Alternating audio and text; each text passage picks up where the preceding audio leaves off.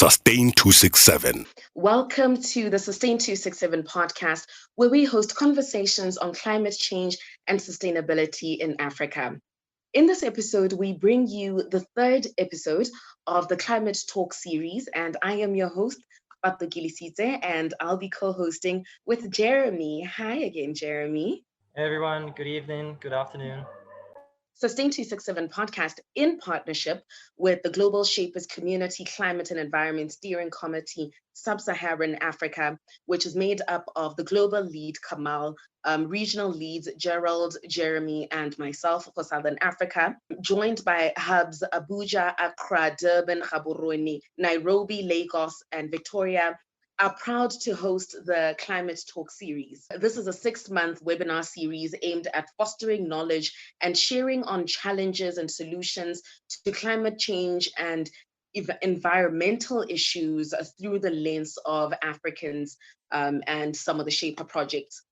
Through this, we'll be looking to encourage collaborations across the continent among people addressing environmental issues and regional and continental initiatives. In today's conversation, we'll be unpacking measuring the impact of climate and sustainability projects in Africa with our panelists who Jeremy will introduce shortly.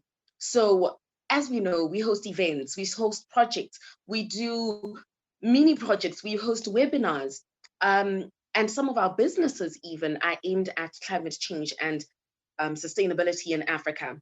But how do we ensure and prove that they're having the desired effects and results? That's what will be in today's conversation. Now handing over to Jeremy to introduce our panelists for today. Thank you so much, Pato. You always did it in such great style. So I've got a great pleasure to start off with our panelists today, and then we'll go into our questions. So first off, we have Lerato Modiega. She is a Botswanan born in South Africa and raised in Botswana. She's a radio personality and has been on radio for over 4 years. Her journey began on weekend radio and has blossomed to who she is today. She's passionate about the entertainment industry, not only because of a radio, but because also as a female DJ. Recently, as part of the Global Shapers community, Lerato is head of the communications within the Gaborone Hub. She's also co-lead on the cleanup campaign that the Gaborone Hub manages. Currently, Lerato holds a bachelor's degree in media studies and recently launched a cleaning company. Next up, we have Abdullahi Murtal. He's a reporter from the Ngare media. He writes on climate and human security trends in Nigeria and Lake Chad. Murtal is a climate reality leader trained by former US Vice President Al Gore. He's also a global shaper with the Abuja Hub and serves as the climate and environment chair and leads on the Hub's tree planting project of planting 5,000 trees in Nigeria's capital. He's also founder of the Goro Initiative, a non-profit for promoting understanding of climate, peace, and security in Africa. Next up, we have Seble Samuel. She's an Ethiopian-Canadian geographer and a climate justice advocate. She's a co-founder and organizer of Modiega Lesu. Sorry guys if I'm pronouncing wrong. Ethiopia's Open Street Movement. An SLO CAT young leader in sustainable transport and one of TUMI's remarkable women in transport 2020.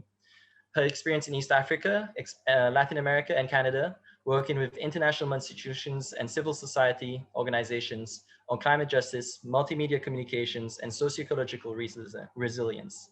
She's based in Addis Ababa and currently works with the SIGAR research program on climate change, agriculture, and food security. She's a sustainability and environment lead for the Global Shapers Addis Ababa Hub and co-leads campaign on banning single-use plastics. And I think some of you who might have turned in earlier, you can definitely follow up more on this as we share the details.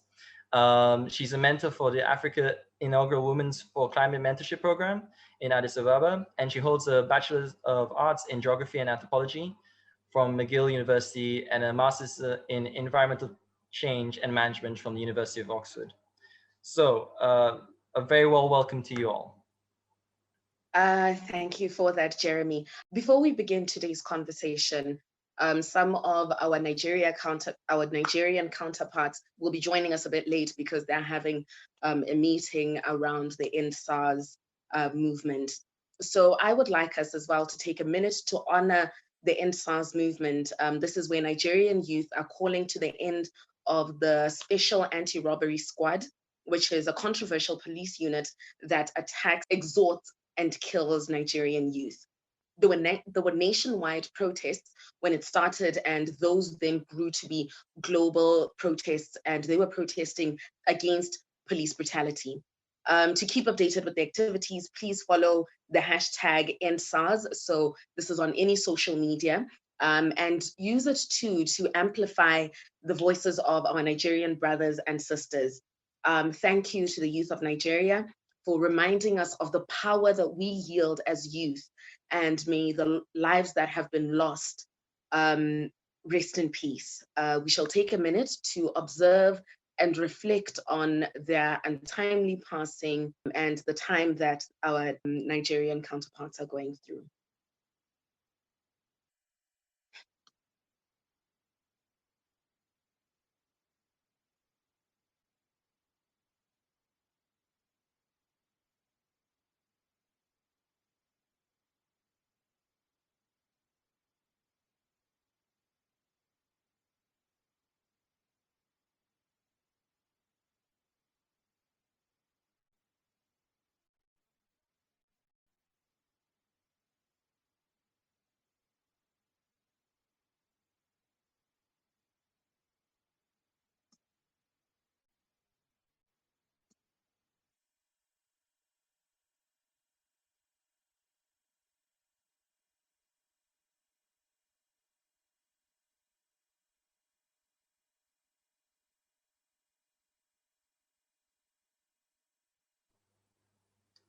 Thank you so much, Patu, for that. And thank you, everybody, for observing that moment. In thinking about these times and in thinking about the greater continent and all the different challenges we face, all the different situations we have to deal with, this program really talks about our context, our lives, and our projects in that sense. So the first question that I want to go on, and it's not, it's not disconnected from what we were thinking about here. But when we're thinking about projects in Africa in general, we've got various issues, we've got various things we have to contend with at the same time. So my first question, and we can go around with Lerato starting, then Abdullahi, and then ending with Seble. First question up, how are global shapers in Africa creating an impact in climate and sustainability? What are you guys doing to really show that this tremendous or effective impact in your communities, in your countries, and maybe in the continent itself? Thank you.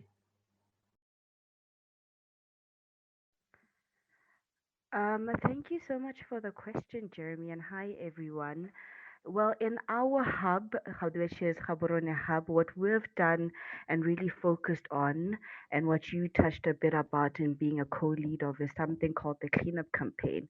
It's really focused on small communities in and around Gaborone. So what me and my other fellow hub members who are attending as well in the webinar is that we go and select different kind of communities, and we talk to we try and pair up with something called Village Developed Community, which is VDC, and we try and educate on cleaning up their surroundings, and we go about that by really spending the day with them and really interacting with them, and while we're picking up litter, trying to find out what are some of the ways that they're trying to get their community to be very clean, as well as what are some of the challenges that they face on a day-to-day, either with litter around, with how the community treats litter and how they interact with such problems in their community. And from there,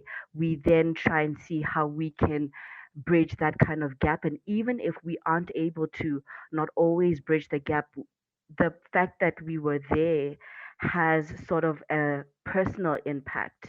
We've seen ways where members of the community pledge to not litter, to try and combat ways of keeping the environment clean. So that's what we do currently on the Gaborone Hub.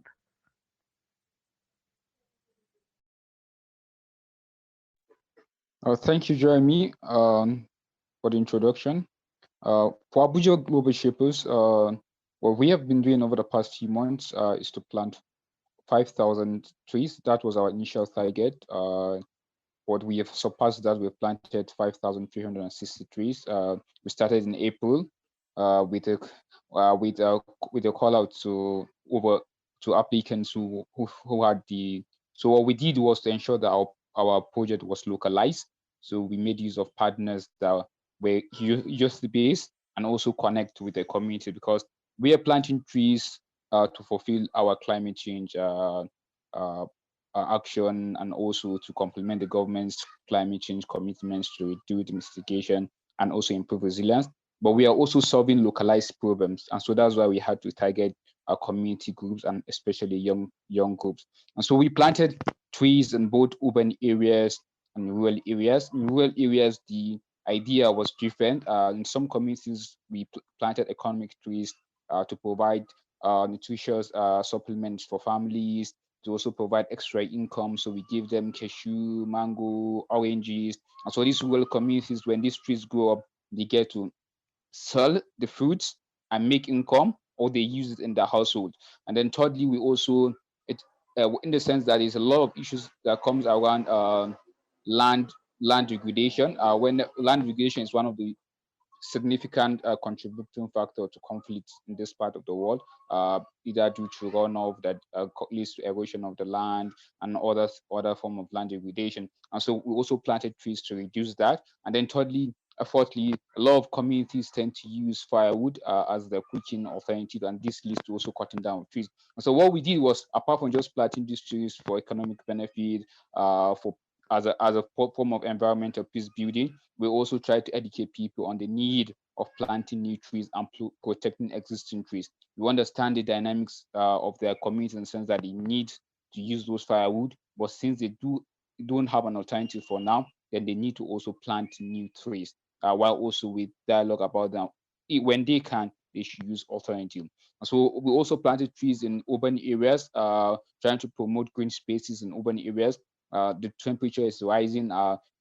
About 2 years ago, there was a massive heat wave that led to a lot of health implication, and especially in Nigeria, people cut down trees in urban areas to get more space for buildings, but they do not understand the importance of these green spaces to regulate the temperature and all that. And so we planted trees in urban areas to improve shading, and also help in regulating the temperature, and also to serve as an inspiration to other people, because we believe that as we're planting these trees, people get to see it, and then also educate them. This is why we are planting the trees, and also inspire them to plant their own trees. So we planted trees in areas where they had erosion, to also stop erosion from destroying the land, especially in schools. And so it was multi-sectoral benefit, our tree planting campaign. I also engaged in climate and environmental education sessions, both offline and online.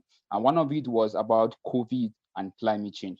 How do they relate? For us, the COVID was a challenge, but also a blessing, in the sense that it helped us to diverse new approaches to our tree planting, and that's why we're able to plant these trees within the last few months despite COVID. And secondly, we also use the fact that, okay, let's tell people the fact that the more that we do not address issues around climate change, the more we'll be having another form of COVID, will have serious impact on the earth, because especially our forest areas, our green areas, they serve as barrier between humans and a lot of genetic diseases. And so we are just, it's it just by chance we will have another form of COVID that will have serious impact on Earth, and so we need to protect our biodiversity. We need to also invest more in terms of our climate change commitment. And so, yeah, this is what we have done in the past few months, to ensure that we have planted these trees, and also put in place mechanisms for the maintenance of these trees, to ensure that they Yeah. address localized problems. And so, and this is what we have done. Excellent. Excellent. I will pass on to Seble right now, just in the sense, and I think because we are going to go through quite a few questions, so I'm just going to ask us all to more or less keep it to about 2 to 3 minutes, and I think we're covering a lot of ground. So I appreciate your intervention there, Abdullahi. But just for us to capture everybody, I think we're going to try and keep us to about 3 minutes. You have the floor. Thank you, everyone, for having me. Yeah, I'm from the Addis Ababa Hub. So since I've joined, we've been working collectively in the campaign and also with different partners on a plastics ban campaign for Ethiopia. We launched the campaign or the online petition in June of 2019 during World Environment Day, and there was a big event called Startup Ethiopia, Innovate Ethiopia. So we launched there and we invited different pioneers of Ethiopia's environmental movement. So this included different initiatives that are happening on the ground, such as Noble Cup. They create reusable menstrual cups for Ethiopians. The architecture campus of Addis Ababa University, they have a composting program for the entire architecture campus. Hopeful River Project, which works on river rehabilitation in Addis. Techie Bags, which creates plastic alternatives. They have paper bags. Mangad Lesa, which is means streets for people in Amharic, and it's the car-free or open streets movement of Ethiopia, and also Zoma Museum. They have a really impressive urban agriculture museum in the city. So we launched this plastics ban campaign then, and the digital campaign we launched last week. It's called the Zambil Mals, which means we're bringing Zambil back. Zambil is traditional woven basket that people would take to market before the onset of plastics. So we're trying to really celebrate the traditional alternatives that we have in Ethiopia. I can speak more about it after, but we're using kind of different approaches to plug into this campaign from, mass media, policy advocacy, alternative business models, plastic-free guides to really promote all the alternatives that make plastic obsolete. Thank you so much for sharing your projects. You guys are really doing amazing things. And I think what I enjoy about that is it's such a wide spectrum. Lerato with the cleanup project, where it's more of a community-based project, right up to Seble. Is it Seble or Sable? Sorry. Neither. It's Seble. Seble. Sorry. There we go. That's okay. Got it. Okay. Right up to the project from Addis, as Seble shared, that's more continental, as the continent is trying to move towards a plastic-free environment. But before we get even deeper into the conversation, today we're focusing on measuring impact. Why do we need to measure impact? I think sometimes we take the why for granted. We'll think, no, of course we need to measure impact, but why do we need to measure impact? Seble, do you want to go first, and then Abdullahi, you can go after? Sure. I can share for the example with our campaign in Ethiopia. I think some of these campaigns can seem frivolous or niche if they're not communicated properly, kind of the impact that they have beyond purely the environmental sector.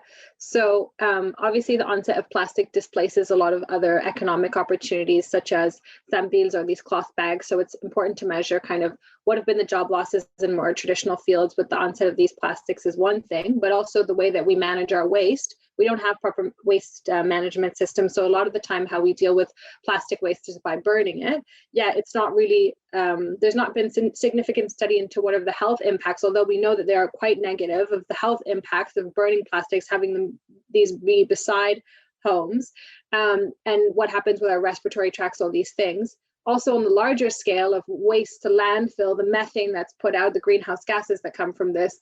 Also, we've had terrible landslides in our country from landfills that have, taken the lives of many people who live along these sites. So I think there's so many different ways that you can kind of show the benefits of doing a campaign like this, but you need to measure the impact beyond just purely the environmental sector, because that speaks to people who don't necessarily fit in your environmental niche or believe already see with the same clarity that you do on this need to ban plastics. But and there's so many other ways you can approach it. As this is a way for big oil and fossil fuels to proliferate, because everyone's trying to get off of fossil fuels. So they're trying to say, okay, let's revive plastics now. Let's make everything be plastic so we don't fall out as an industry. So I think it's really important to measure all these different aspects, because that will speak to that's I think how you mobilize a stronger movement, more coalitions, is that you take kind of different aspects from a lot of different sectors and measure how this campaign can impact all of them.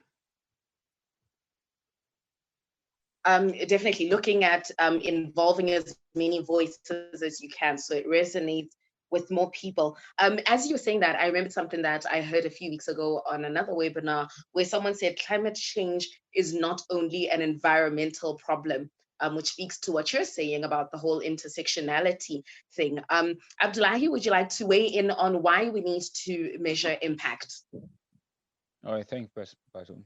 Yeah, when actually measuring impact, it's what guides us in terms of further investment and knowing uh, how has our project or our intervention made a difference. Have we solved the problem or have we made the problem worse? And so I'm going to use tree planting as an example. So you're planting a tree in a community. When you measure, you find out, have you made the lives of the people in that community better? Have you made the ecosystem better? So if you introduced trees that are are alien to the environment, foreign trees, then they tend to have effect on both the insect population and so many other things, and then you end up adding more problem.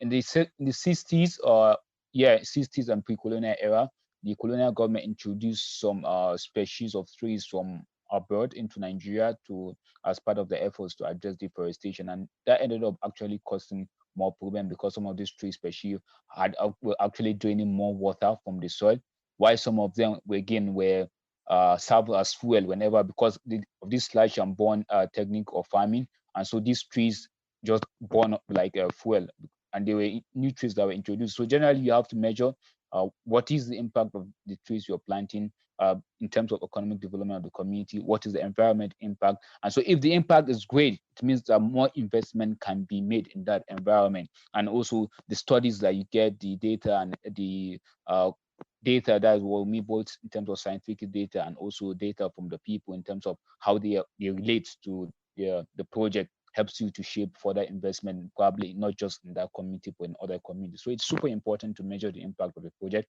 just the same way whenever you're doing large scale in terms of environmental impact assessment, whenever you're doing any other project. So it helps you to really shape in terms of both project designing and also project implementation and also scaling up of a project. Yeah, when you actually say that, I think that's something that going into this conversation, I hadn't thought about that. Sometimes the projects that we put on trying to to solve a problem, they end up actually having the opposite effect. So definitely impact, measuring impact becomes quite important there. Lerato, would you like to add anything to what's been said so far? Most definitely. I think also a reason why it's very important to measure impact is in education. I am on a better privileged platform in the sense of other than just radio. I'm also a part of Global Shapers, and we do, like you were saying, a more community-based project with the cleanup campaign. And it's all great and well to be talking about climate change when back home, no one really understands what exactly climate change is. But if I come to your home directly to you, and then I pick up litter with you, and I'm interacting with you, and I'm having conversations with you, and I'm understanding why you feel the need to just throw away a straw, and you don't think just one piece of straw could actually lead to a more bigger impact. So those are some of the things that really, that's how you gauge impact. That's how you change behavioral change, because that on its own, when you start from home, it becomes a larger impact in a sense of it starts from one person realizing why I need to stop throwing away cans, or I need to stop using plastic, or I need to mobilize and add my voice into the cleanup campaign or a climate talk series, just like we're having now. Um, I agree with you there. Sorry, I lost my train of thought. Can I hand over to Jeremy? Yeah, I mean, there's plenty to go back and forth in these last questions and these answers. So I'm really appreciating when we talk about education, when we're talking about scaling up, when we're talking about, really addressing some of, when we think about these large issues, if we think about big oil going into plastics, these things seem impossible. But if we're really measuring our impact, if we're really chipping away, like immediately thinking about what Abdul was saying in terms of, they had aimed for 5,000 and it got to 5,300, right? If you're succeeding, if it's scalable, if it's working, you know if it's basically getting you to a place that you should be. And sometimes you really need that, not only for yourselves, but for your funders, for your community, to bring people along, to make them understand the scale of the problem, but the scale of the solution as well. We need some hope, or we need sometimes reality. And I think that's what impact, or measuring impact, really talks to. And I mean, I mean, everybody on this call as panelists, as shapers, and it's one thing we have to think about is that we have impact officers. Some people in the group we have right now might be impact officers themselves. So the next question really goes into how is your hub contributing to the global shapers, the community's climate and environment impacts? Obviously, we have circular economy, we have on the trillionaire, we have these various impact areas, and I'm interested. Obviously, you guys are touching on this, but how do we bring these things so that the whole community knows about it, and we know we're actually, I think it's about we're expecting 1 million actions from shapers around the world. We have 12,000 shapers, and we're expecting 1 million actions when it comes to environment and climate action. So maybe we can start with Lerato this time, and then work our way through. Just the question, guys, how is your hub contributing to global shaper communities, climate and environment impact areas? Hi, Jeremy. You're disrupting there on my side. I think it's on a personal note. Can you just repeat the question for me there? Thanks. Sure, no worries. Essentially, how is your hub contributing to the global shapers communities, climate and environment impact areas?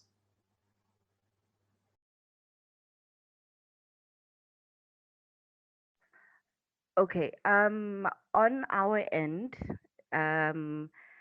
we can start with the fact that number one, we go into, other than just the cleanup campaign, and really we document what we do, right? And in documenting, that's really important in trying to figure out, first of all, not just measuring that impact, but also seeing in ways where we can improve. And that's how it contributes to the impact of, as Gaborone Hub, are we moving in the right direction? And also seeing ways in which we can manipulate and also see areas that we lack in. For example, when I started on the cleanup campaign, I was actually not a global shaper. I was just a member, a public a community member, and I got to see global shapers doing this one thing. And I hadn't known about it because at the time I didn't see any type of documentation or any type of activity on social media. Not that I had access to it, but I think let's just say ignorance. So with me coming into it, and with my background in media, and what we have managed to do is sort of up the scale in documentation, sort of up the scale in making it possible that with whoever we engage with, whoever we're having conversations with, whoever we're trying to rope in, that we're also putting accountability to them to say, number one, you're going to pledge to do this moving forward. This is the kind of impact we're talking about, in not just community level, but also industry players, sponsors who are coming on board as well. So that's what we're doing. Excellent. Yeah, documentation, accountability. I'm definitely following those. Abdullahi, you have the floor.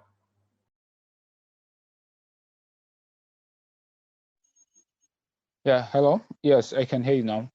In terms of how our project, can you repeat the question again, please? Sure. In the sense of how is your hub contributing to the global shaper community's climate and environment impact areas? Obviously, I mean, yeah, I'll let you interpret from there. Yeah. So, all right. So in terms of our hub, what we really focus on is to have, just by localizing our project, we having the bigger picture in mind, in terms of how do we help fulfill the national commitment, and also in terms of what the global shapers community is doing itself. And so how do we really merge all this together to have a greater picture and also a greater impact in terms of what we're doing, and then also relate with members from other hubs and in terms of sharing our ideas and that. And so in one part is to ensure that there's enough publicity for our project, not just to inspire Nigerians, but to inspire other people across the Shapers community, so that they could see areas where we have adapted to problems, and then they could also emulate such. So it's our own way of transferring the knowledge and skills that we've learned in terms of our own project here in Nigeria. And then the second one is on ensuring that our project is as open as possible. We had to make sure that there's regular update in terms of our project.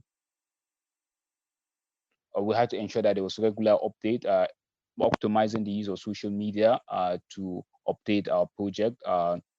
We have gone, in fact, we started from the moment we reached 100 trees, we have gone 100, 500. So there was this deliberate effort to ensure that we kept everyone updated. And whenever we had challenges, we also shared those challenges and the steps we took to address those challenges. And then one other area that we actually also focus on in terms of climate education and environment education. This was really very important for us because we believe that it really shapes the future of our project, both in terms of the communities and in the hub itself. Because for us, it's a new field for the hub. Getting into climate and environment is a new field for us. This is in fact our first significant climate and environment project. And so we're learning and we're also sharing our knowledge with the world in terms of this is what we have done and this is the challenges we have faced and these are the steps we have taken. And when we find challenges that we don't know how to answer, we reach out to people across and to give us those solutions. So these are definitely part of the things that we took into consideration. Excellent. Yeah, I mean, just to say, this real-time communication with your community, as Lerato is saying, when you're documenting these things, to have people being brought about, I've definitely seen this being a way to get people who are not shapers on board, or get other shapers on board, get other people on board. So I'm just picking on that quite a bit. Seble? Yeah, I can share a bit about the context in Ethiopia. So over a decade ago, there was a proclamation on solid waste management that was put out that banned single-use plastics that were really small, 0.03 millimeters in width. This was never implemented in practice, and so they're still all over the country, particularly in the cities. And then in January of this year, the Environment, Forest and Climate Change Commission put forth a bill to Parliament to ban commercial and shopping bags in the country, plastic bags. So a lot of the work part of the work with the campaign is around pushing for this policy change, accelerating the policy change and pushing for the policy advocacy, because not all stakeholders involved are aware of this imminent change and what it would mean for their industries, etc. But I think I want to caution also away from this focus on individual change, because I think that is kind of a way that a lot of fossil fuel industry makes, shifts blame or shifts where the change can happen. Like fundamentally, we need systemic change. We have 10 years that we're supposed to radically reduce the amount of emissions across the entire world. So like, yes, it's nice if we switch to reusable bags, cut out plastics completely, but there has to be some sort of, large scale change. So obviously the individual and collective actions are important, but I think in the campaign, we're trying to push for this policy advocacy just as much as we're trying to push for the collective behavior change, because across the African continent, it's around 3 or 4% of all global carbon emissions. So we need to have that in mind when we're also coming from a context where there are really sustainable lifestyles, and we have to also be cognizant of the fact that, for example, with plastics, there's a whole trade industry. Now China has said, we don't want to receive, plastic waste from rich countries who don't want to, manage their own waste. So it's coming to us now. And I think these are things that we have to think about is how is, global power structures at play with this whole issue of sustainability. There's so much economic power structure involved. So I think for our campaign, that's why we're taking so many different approaches to it. We're trying to do a digital campaign and mass media to kind of reach people, use it as a kind of collective public education tool, show alternatives that exist and support them as livelihood means. And then, as I was saying, this piece on policy advocacy, it needs to be legislated and people need to have alternatives when that happens. I definitely agree with you, Seble. It needs to be, we need small impact and we need big impact. So in as much as we need to address the countries that are getting rid of the plastics and the communities that are using the plastic, that what you said just now on plastics now being brought to Africa reminds me that currently I think there's a somewhat of a trade tension where America is trying to bring plastic to Kenya, and Kenya is refusing it because they've got a plastic ban in place. Something definitely worth looking up if anyone on the call would like to know more about it. We're going to have a Q&A session towards the end. So in the meantime, you can post your questions in the Q&A section. And then the next thing that I wanted us to look at is, are some impacts easier to make and measure as compared to others? We have spoken of impact at community level, at policy level, at global level. Are some easier to make? Are some easier to mobilize on? Are some easier to reflect on how far they've come? Abdullahi, do you want to go first?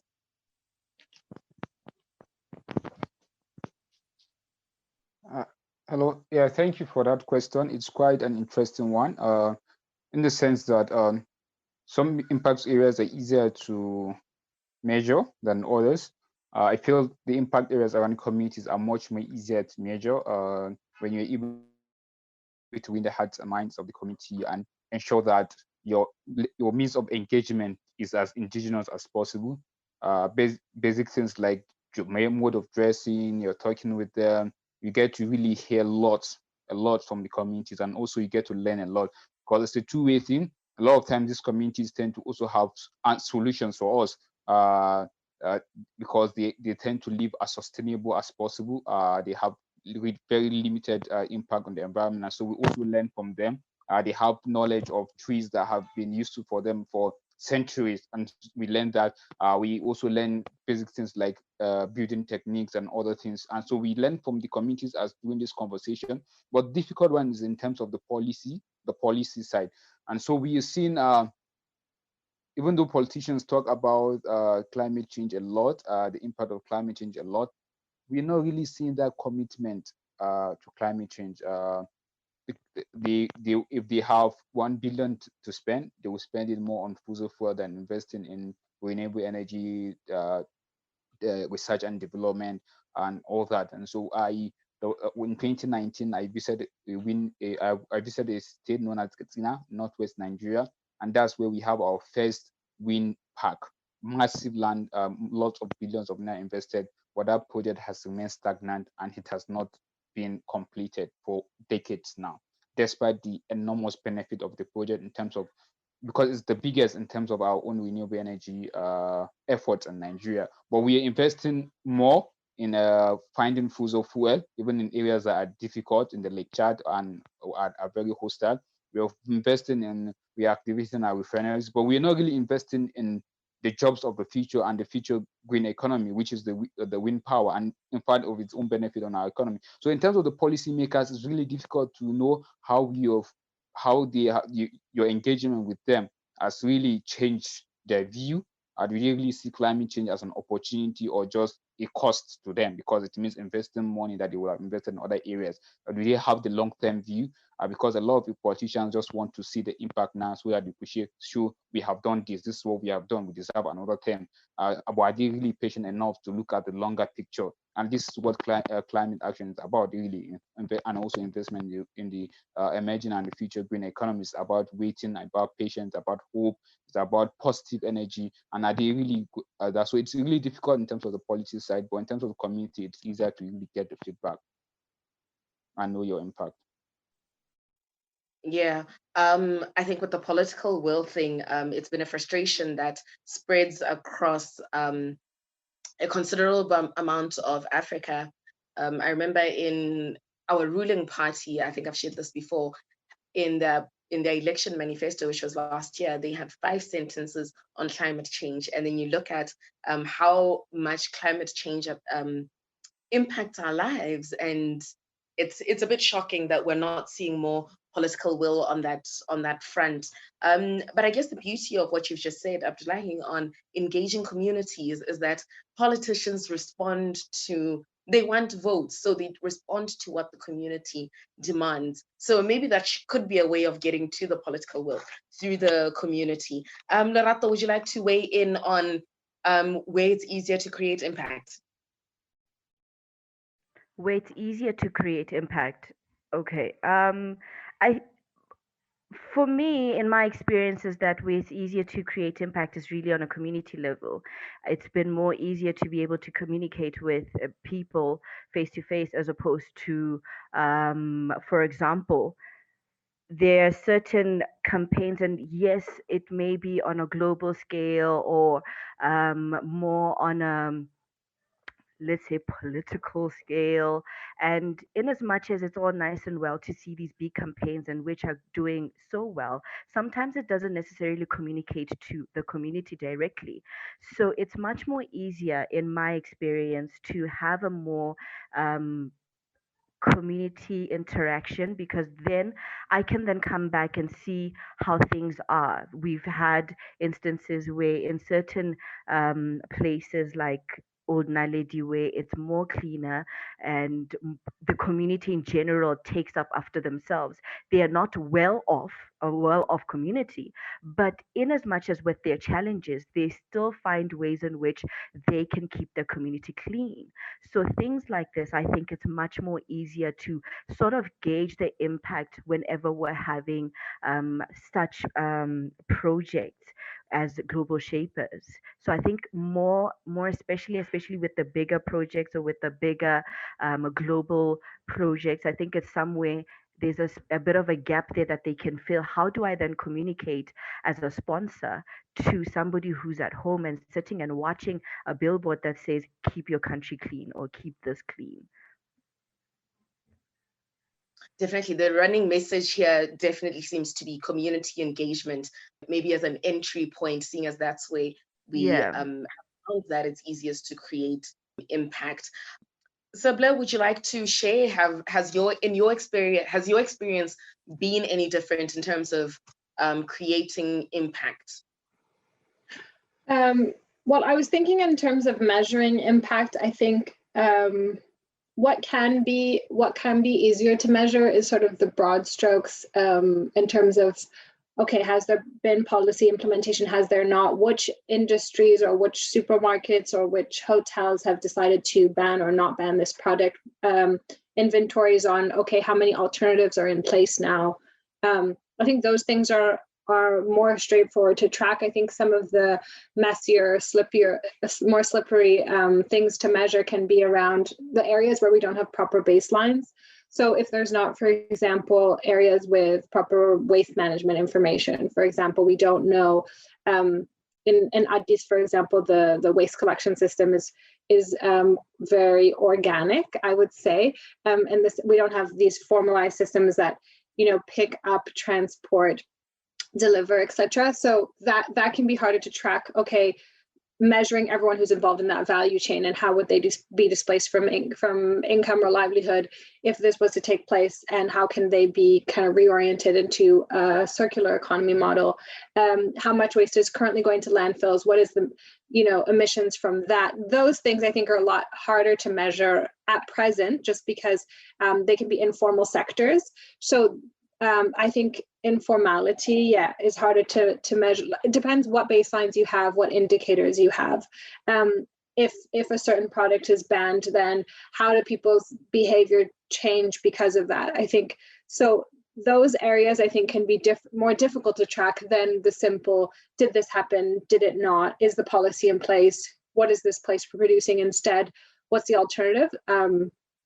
Those can be more straightforward compared to the informal measures I mentioned that are equally important and substantial in the context we're speaking of. Yeah. Definitely, it needs a system. With measuring, you need a system. Some simpler systems, some you need a system that's a bit more complicated. And then now that we've moved to monitoring and evaluation, with the projects that you've done as a hub, are you able to effectively monitor and evaluate the impact that your projects have had on your community. So right now we have spoken of there's a potential, like Abdullahi touched on, there's a potential of their projects having fruit trees and people eating them and selling. Lerato, the cleanup campaign.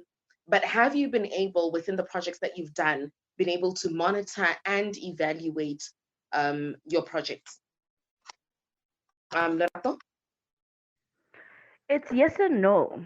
Yes, in a sense of we we will come and we'll do a post cleanup where we're not necessarily cleaning up, we're just looking around the area and seeing how people are interacting in their community.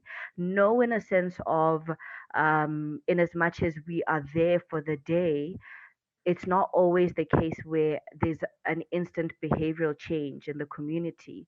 Yes, they will come and they're excited because there are more people coming into their community and they want to engage with us and clean up with us. But sometimes it's hard to really measure the success of it immediately. Sometimes there's a bit of a block there where we see and identify the gaps within the community. But when you have to try and upscale it to where the powers that be to try and implement certain changes there, like for example bringing dustbins for the community, bringing something that you can put publicly, it's not always the case where it happens instantly. It takes over time. So that's why I'm saying it's a bit of a yes or no situation. Yes, we are able to have access to their communities anytime that we want and be able to really put them to task and say, on this day, you pledged that you will do this. Are you keeping up with it? But no, in a sense of sometimes it's really hard to gauge. Yeah, I get what you mean in terms of the monitoring. Maybe the evaluation at one stage might be easier to do, but the monitoring thereafter could be a bit of a challenge. Exactly. Seble? Yeah. Seble, would you like to chip in there on how you are able to effectively monitor and evaluate the impact of your projects? That's if you are able to. Yeah, there's different components that we have for the project. So for example, in June 2019 is when we launched the online petition, which I've put the Instagram and Facebook pages for our campaign Yazambil in the chat. So since we've launched the online petition in June 2019, we have over 10,000 signatures. Of course, because it's an online platform, it's quite easy to measure that. But other components of it were just launching recently. So for example, we launched the digital campaign a week and a half ago. So we can track kind of the reach of those campaigns, but then we've also been plugging into mass media. So earlier this week, we were featured on one of the national radio stations and TV channels that will air on Sunday. So because these are beginning, and then we have, like I mentioned, we're going to create an alternative kind of plastic-free guide to the city, and different business models. So how can we support people without work to be creating zambils, the woven baskets or cloth bags, and then also working on the policy advocacy. So because we're launching these right now, we haven't really set up M&E structures. It will definitely be important down the line, but right for now, we're concentrating most of our energy on launching these different elements. Yeah, and sometimes you need to just get the ball rolling. As long as the ball is rolling, then you'll check how far it's rolled a bit further down the line. Abdullahi, would you like to chip in there? Yeah. So for us, our project is still we finished the first stage in October. Although we are keeping in touch with our facilitators on the ground, both in terms of people in the community and those the groups in terms of their communication channels and all that, to know how the tree is doing and everything. What's the maintenance procedure? Is that being abided to? Because we didn't just plant the trees alone, we had to put in place mechanisms to ensure that the trees are protected from animals, the trees are watered and all that, in terms of how to really protect these trees. So we are getting feedback from the communities, and then areas where the trees have been facing problem, therefore insects and all that, we also help communities to fix that problem. And so generally, we have not really had or been able to fully evaluate the impact of our project. It will take a little bit of time, when this tree starts to mature, that's when we get to know how many have survived and then how many are now really having an impact on the community. But for now, the impact that we can really measure is the perception of the community, the feedback from the community, how they seen are they, because we really went to remote communities, some communities that have never been to really remote communities, and teach them about climate change, about environmental education. And so hearing the feedback, the fact that they're understanding that yes, there's a problem that has really changed your farming season. That is the reason why the rain does not come the way it used to come, and why the way you understand the raining pattern that has been passed around from generation to generation is changing. Why you cannot plant when you used to, and all that. So in terms of having this conversation and hearing the feedback, and then so this is what we can really measure now. Even that, it's just preliminary. It's later on when we really go back to these communities, we understand, yeah, what we discussed with them has it really stuck with them. Is it making really any difference? There are young people in the community that have begun to also do things around this area, around environment, sustainability in their own communities in these places.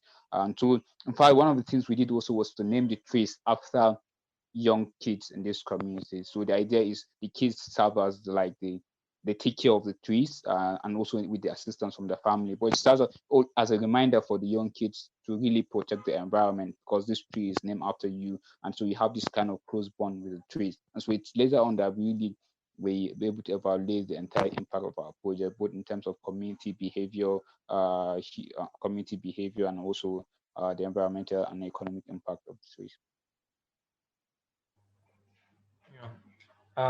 This has been an excellent conversation, guys. I just want to say we are getting into the last 10 minutes, and I just want to like just touch on a couple of things. But before I do, I just want to say, when we've started this climate talk series, we also face challenges in monitoring and evaluation. So I think I'm touching on this, and it's as you go, it's iterative, but it's also feedback, right? We're hoping to hear feedback on Facebook, through the emails and everything like that. So ourselves, we know when we're doing this climate talk series, we know how many people have turned up, but does it actually generate projects in hubs across the continent? Does it help shapers who might not have known about certain things, know about these things and exchange knowledge? So these are things we, as shapers, as people organizing these series, are thinking about for ourselves and this event. So it's really good to like hear about, when we talk about feedback, when we talk about learning by doing. I think that's the key part of this. So wrapping up, and I think we might just get a chance for a question from the chat that I've seen, but just wrapping up, and I want everybody to really spend 1 minute, but to give me essentially per person, right? What is one key area to pay attention to when measuring impact? Like, what is the priority for you when you're measuring impact? What area you think is vital? And if I could just get about 1 minute from each person. If I can start with you, Seble. Thank you. Okay. I think what I would say is the most important is that local communities and the public in general, they have to want the change that's coming. I think anytime any of these are kind of put down in a top-down manner, that it means that the second the regime changes, it can just be reversed. So it has to be something that it kind of permeates society at large, and there's a lot of education around why it's so vital for different communities, and also within the ministries that are proposing it, be it the Ministry of Environment, whatever. It can't just be the minister or a top official that is understanding that. It needs to permeate the whole ministry, so that if there's turnover, there's still an understanding of why this is important. There's still kind of an institutional memory about how to carry that forward, so that turnover doesn't mean any reversal of the changes that need to come.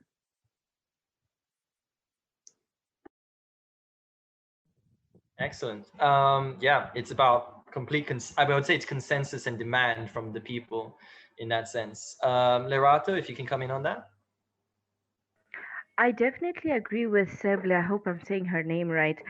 It's really focusing on the stakeholders, the community. There's a saying where you can take the horse to the river, but you can't force it to drink. So things like that. If the community does not want to learn, or not even learn, or rather are ignorant to the fact, that we are having this global pandemic, which is climate change and the global warming and the such, then it's really difficult for me to come in as global shapers or as a policymaker and say, look, I would like to do this for your community, and I'm going to do this and this and this and this and this. And if they say no, without the education, without them wanting it, then no change will happen. We're going to continue having these conversations on webinars and amongst ourselves, and it will be great and well, but it will never come forth and bear fruit if we're not engaging with stakeholders, with the relevant stakeholders.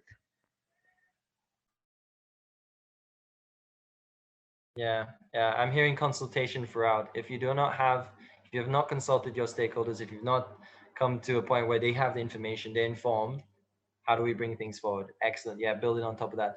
Abdullahi. So I agree with them, and I will also take it from another angle in terms of behavior. We need to, if we do not see change in behavior of community, behavior of individuals, behavior of politicians, that's really the impact. Are politicians saying the right things and also doing the right things? Because our politicians like to say a lot of good things, but they don't implement it. So are they saying it and also implementing it? Are communities talking about these? How are they really having the conversation around sustainability and climate action? And so as individuals, so really we need to see that change in behavior, and that's really one of the major areas to measure impact. And then so also in terms of socio-economic development, what has been the benefit of the past 5 years, the past 10 years? What has really changed? As we got a new job opportunities, new investment, new revenue generation, and so these are really key areas that we need to impact, because they really make huge difference. If there's an economic impact that is visible, it's going to also shape behavior. If behaviors really are visible, it's also going to shape policies and all that, policies from bottom to top. Exactly. Start from the bottom and go up. And the community, I agree. I completely agree. Completely agree. Communities need to be brought on. We can bring great solutions, but if communities are not on board, we're wasting everybody's time and, quite frankly, resources. We have 2 minutes. We'll do a quick 2 minute Q&A. There's already a question in from Brown Odeng. I hope I'm pronouncing that right. And they say, apart from cleanup activities, tree plantings, and creating awareness on climate change, what other practices have been done to tackle climate change? So if you could list them, so just give me two, if each panelist could just give me two, or what actions can be done. Yeah, so your top two. So we'll do Seble, Abdullahi, and then Lerato. Okay, well, I can just speak from my experience. So obviously we're campaigning to make Ethiopia plastic free. First, we start with the plastic bags, then we get to the bottles, then the whole gamut. That's around the campaign with Yazam Bilmels. I'm also a co-founder of Mangad Leso, which I said at the beginning means streets for people. So prior to the pandemic, every single month in Addis, we'd open up around 15 kilometers of streets to people, close them to motor vehicles, spread to other cities around the country, and was going to go national in March. And the idea is, I think this is common in a lot of African cities. We're not overly reliant on private vehicles to move around. So let's make space for the majority in the way that we plan our cities. And so Mangad Leso is kind of a monthly experience to imagine what our streets can really be once we plan for the majority to move by foot, by bicycle, active forms, also collective transport, all these things. And then I'm also a mentor for Women for Climate, which in Addis Ababa, which is part of C40. And just match a lot of bright-minded women who want this climate to be livable. And so I think just go with whatever motivates you most. I mean, there's so many ways that you can tap into, if that's what the person who asked the question is looking for, whatever most motivates you. I mean, you can honestly do it through any form, through music, through the arts. I think those, through communications, I think those are really powerful ways to motivate people outside of the environmental sphere. So whatever your passion is, you can connect it those ways. The examples that I'm doing is, through this Women for Climate program, through Streets for People, and through which is Mangalesa, and then through Yazambil Mels for Plastic Free Ethiopia. So take it any way you want. Okay, so see which method best appeals to you and then run with it. Abdullahi, two things.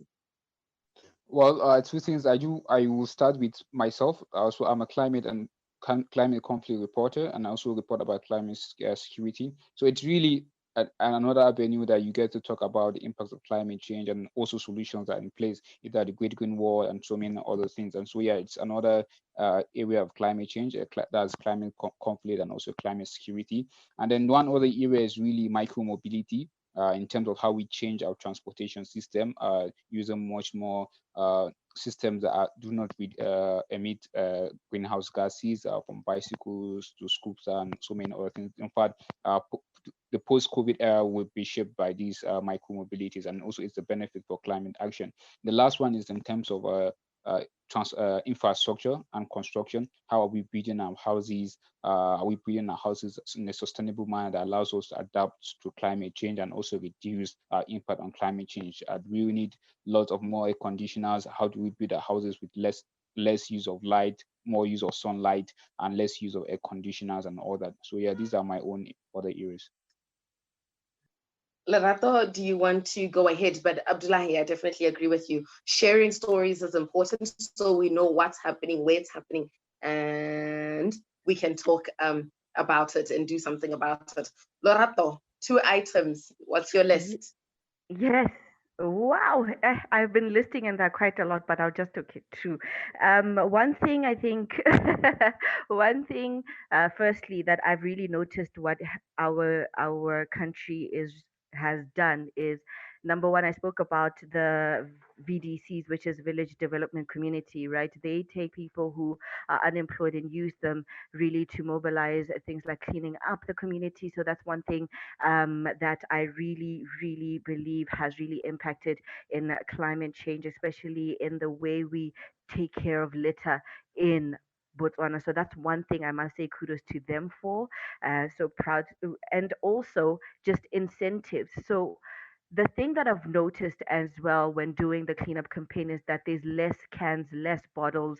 And this is because they really kept a policy of, if you bring a can, if you bring a bottle, we can buy it back for you at a small amount.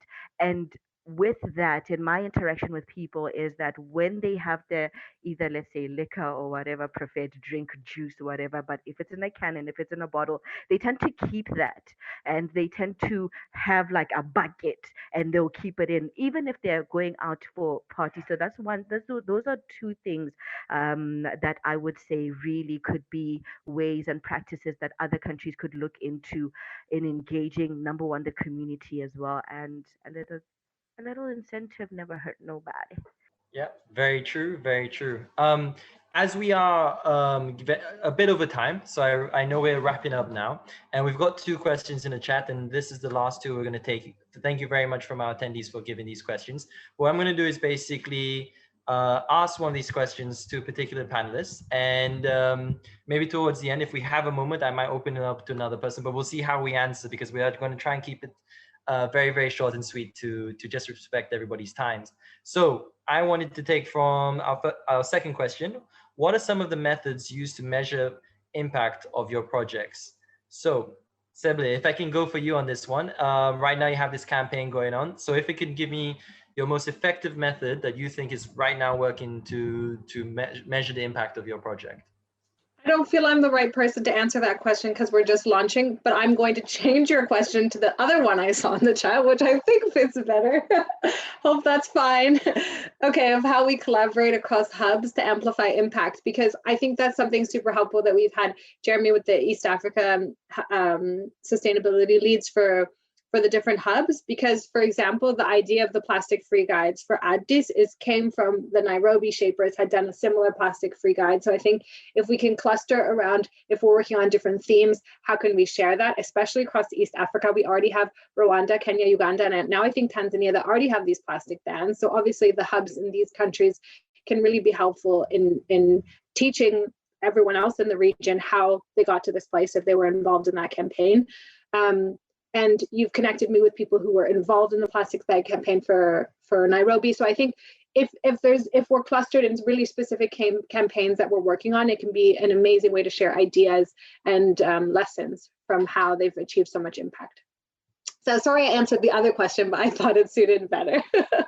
No, that's fair. That's fair enough. I appreciate when everybody is creative enough like this. I think you answered that one question really well, though. I think we do have these climate these regional leads for this region, these clusters, and I mean this is exactly what we're trying to do in this space here. Can I put the question then? The first question I asked, can I put that to Abdullahi then? So what are some of the methods used to measure impact of your project? So in terms of tree planting, I mean, obviously you're counting trees, but as you were saying, in terms of the fruits being picked up, the indigenous knowledge being used, yeah, what would you say the methods you've used to measure that impact? So basically for us, what we can do now, we just finished a project in October. Part of what we did was to measure count our trees and also follow up 2 weeks, 4 weeks after know how many trees are surviving, what's happening with the trees, and how many number of trees have died, where have they died, and how do we solve that problem. And so for us, it's part of its measurement and also feedback from the community in terms of our conversation, both in the field and offline, phone conversation, and also when we visit these communities, what was the feedback. So these are the instruments we do have for now. But later on, as the trees grow, we'll be able to measure more things, including the behavior of the communities, including the conversation around climate in the community, and also the impact of the trees. Are there farms that no longer have soil erosion problem because the trees are able to stop the runoff? And are the trees bearing fruit, and what is the impact of the fruits to the community? And this will take a little bit of time. Excellent, thank you. Lerato, you have a pick of any of these questions if you feel like you need to come in. If you don't feel you want to come in, but I'm definitely giving the chance if you feel you answer one of these questions, if there's anything to add from your side. I'll just say in terms of the methods used to measure impact, especially with the cleanup campaign, because it's very targeted towards communities and different communities in and around Gaborone. What we do is then we pick one representative that we then add onto a group. So they essentially become an ambassador for that community. They have to then find ways in which they continue the cleanup campaign without us. Yes, they will do it on the day that we do it, but in their community. So then they rally up people around their own community. So if I'm in a place, let's say for example, there's where I am in Tlokweng, I have somebody in Old Naledi who I was there before last month, but then is there with new people, and they're then doing their own cleanup campaign, but we're still together but separate. Yeah. With that, we wrap up today's session on measuring the impacts of climate change and sustainability projects in Africa. Please follow the Sustain267 page on Facebook for future events. I've just shared a link in the chat. This is where I say thank you so much to our panelists, Lerato, Abdullahi, Seble. Thank you so much for joining us for today's conversations. My co-host, Jeremy, you've been great. Always look forward to this every month. And a huge thank you to those who made this possible, being the Global Shapers Climate and Environment Committee for Sub-Saharan Africa. And the names individually behind these were Murunwa Mafatsa doing our comms, Calvin Ashi, who is doing our technical right now, Jeremy, the co-host, Chimdi Faith Chinenyewa Okoro Ono, and Babajide Olowasi. Those are the people who make this possible every single month. Thank you so much for being an awesome team. And last but not least, thank you for taking time, 1 hour and nearly 15 minutes of your time to join this live stream episode of the Climate Talk series. That brings us to the end. I was the host of today's episode, Batokili Sise, alongside Jeremy. And once again, let's remember that the COVID-19 pandemic is still on and lives are being lost. So let's continue to follow regulations and stay alive and stay home where possible. And let's engage with the EndSARS hashtag. Good evening, everyone. Sustain267.